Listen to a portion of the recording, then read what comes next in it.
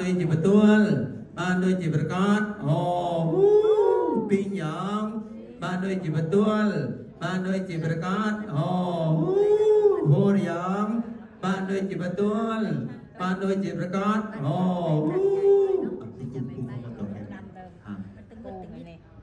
ต้องเขียนก็วัดป่าวัดกลางใช่ไหม ตอนนี้ท่านทั้งสองได้แต่งงานโดยนิตินัยตามประเพณีแล้วเนาะแต่อย่างถูกต้องตามกฎหมายก็ไปจดทะเบียนที่อำเภอเนอะทีนี้ก็ผู้ขอต่อเขตได้ท่านที่ก่อนครับต่อจากพวกเลย ครับในลำดับต่อไปครับขอเรียนเชิญท่านเฒ่าแก่ทางฝั่งเจ้าสาวนะครับได้ให้เกียรตินะครับผูกแขนบ่าวสาวครับขอเรียนเชิญครับ